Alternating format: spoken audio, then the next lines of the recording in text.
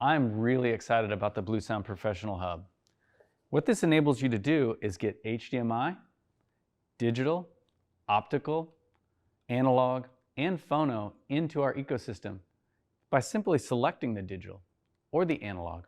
Both of them can be run simultaneously. You can have 4 on one network.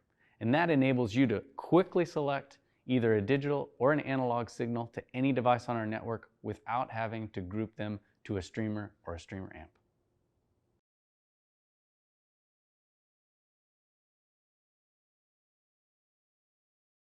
You can use the line in or the mic in to our streamers or our streamer amps, and that would be available to any device grouped with that streamer or streamer amp.